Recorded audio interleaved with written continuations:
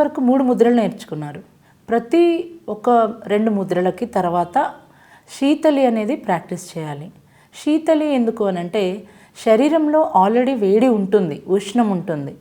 So bodies ఎప్పుడు కూడా heat బాడీస్గా ఉంటుంది. కానీ ఆ హీట్ని బాడీలో నుంచి బయటికి పంపించాలి. దానికి చాలా రకరకాలుగా ప్రాసెస్లు ఉన్నాయి. ఒకటి ఏంటంటే వాటర్ తాగడము, లేదంటే కొబ్బరి బోండం తాగడము, లేదంటే ఖర్జూరంని నానబెట్టి ఆ నానబెట్టిన వాటర్ని, ఖర్జూరం నానబెట్టిన వాటర్ని తీసుకోవడము, లేకపోతే సబ్జా గింజల వాటర్ తీసుకోవడము, ఇలా రకరకాలుగా ఉన్నాయి. కాకపోతే ప్రాణాయామ చేసినప్పుడు ప్రాణ సంచలనం జరగడం ద్వారా బాడీలో హీట్ అనేది ప్రొడ్యూస్ అవుతూ వస్తుంది. సో ఇలా ప్రొడ్యూస్ అయినప్పుడు ఆ హీట్ని బాడీలోనే ఉంచకూడదు, బయటికి పంపించాలి.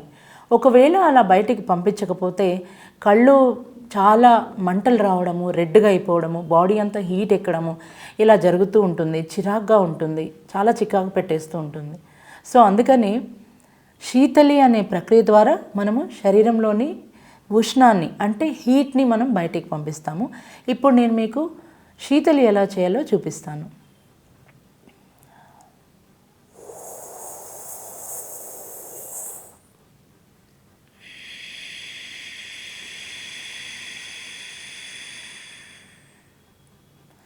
అంటే నాలుకని మధ్యలోకి మడిచి శ్వాసని తీసుకుని నోరుని క్లోజ్ చేసి శ్వాసని ముక్కు ద్వారా బయటికి పంపిస్తున్నాం. ఇది కూడా చాలా నెమ్మదిగా జరిగేదే.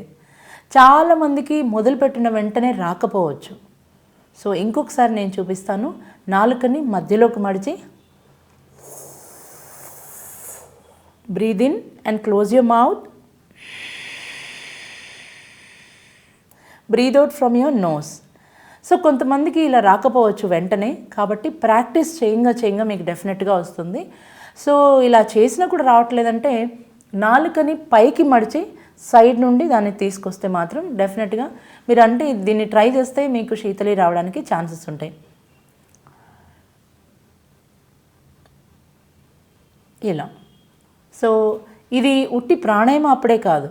ఒకవేళ మీకు ఎప్పుడన్నా నార్మల్గా ఉన్నప్పుడు కూడా ఫీవర్గా ఉండి, అంటే ఫీవర్ అంటే it is nothing but heating your body. So బాడీలో ఎక్కువ వేడైనప్పుడు, ఎక్కడైనా ప్రయాణాలు చేస్తున్నప్పుడు కూడా బాడీ హీట్ అయిపోతుంటుంది. సో ఇలాంటి సమయాల్లో కూడా మీరు ఈ శీతలిని చక్కగా ప్రాక్టీస్ చేసుకోవచ్చు. ఎప్పుడైతే ఈ శీతలిని చక్కగా ప్రాక్టీస్ చేస్తారో బాడీ ఎప్పుడు కూడా కూల్గా ఉంటుంది. ప్రెగ్నెన్సీ టైంలో గుర్తుపెట్టుకోవాల్సిన ఒక ముఖ్యమైన విషయాల్లో ఇది అతి ముఖ్యమైనది ఏంటంటే మీ బాడీ ఎప్పుడు కూడా బ్యాలెన్స్డ్గా కూల్గా ఉండడం అనేది చాలా అవసరం. సో ఇంకొక ముద్ర గురించి ఇంకొక ఎపిసోడ్లో తెలుసుకుందాం.